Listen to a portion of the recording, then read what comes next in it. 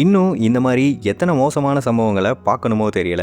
நேற்று நாட்டு முழுக்க நீட் எக்ஸாம் நடந்தது. நிறைய ஸ்டூடெண்ட் நீட் எக்ஸாம் எழுதினாங்க. ஒரு சில ஸ்டூடெண்ட்ஸ் எக்ஸாம் சென்டரவே மறந்துட்டு வேறு சென்டருக்கு போயிட்டாங்க. அதனால் அவங்களால சரியாக எக்ஸாம் எழுத முடியலை. இன்னும் ஒரு சில ஸ்டூடெண்ட்ஸ் ரொம்பவே லேட்டாக வந்ததுனால அவங்களால எக்ஸாம் எழுத முடியாமல் போச்சு. அப்படி ஒரு சம்பவம் தான் இது. எக்ஸாம் சென்டருக்கு 3 ஸ்டூடெண்ட்ஸ் லேட்டாக வந்திருக்காங்க. அதனால எக்ஸாம் சென்டருக்குள்ளே அலோவ் பண்ண முடியாதுன்னு சொல்லிட்டாங்க. அதனால அந்த 3 ஸ்டூடெண்ட்ஸால் எக்ஸாம் எழுத முடியாமல் போயிடுச்சு. எங்களை எப்படியாவது உள்ளே விடுங்கன்னு சொல்லி கேட்லேயே கதறியால் ஆரம்பித்தாங்க. அதில் ஒரு பொண்ணோட அப்பா என்ன பண்ணாருன்னா, எப்படியாவது என் பொண்ணை நீட் எக்ஸாம் எழுத வைங்க அப்படின்னு சொல்லிட்டு கேட் முன்னாடி நின்று கெஞ்ச ஆரம்பித்தார்.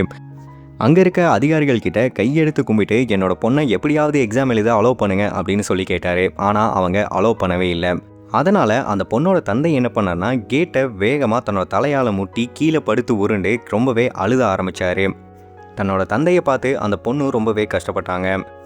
இந்த வீடியோ இப்போது சோசியல் மீடியாவில் ரொம்பவே வைரலாக பரவிட்டு வந்துட்டுருக்கு. இந்த மாதிரி தான் இப்போது நிறைய இடங்களில் நிறைய சம்பவங்கள் நடந்துகிட்ருக்கு. நிறைய ஸ்டூடெண்ட்ஸ் லேட்டாக போனதுனால அவங்கள எக்ஸாம் எழுத அலோவ் பண்ணவே மாட்டேன்றாங்க. அதனால் அந்த ஸ்டூடெண்ட்ஸ் கேட்டோட வாசல்லே கண்ணீர் விட்டு அழுகிற வீடியோக்கள் நிறையவே வந்துக்கிட்டு இருக்கு.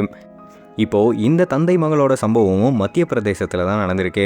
இந்த மாதிரி நிறைய மாநிலங்களில் நிறைய சம்பவங்கள் நடந்துக்கிட்டே தான் இருக்குது. இந்த நீட் எக்ஸாம் பற்றி நீங்கள் என்ன நினைக்கிறீங்கன்னு மறக்காமல் கீழே கமெண்ட் பண்ணுங்கள்.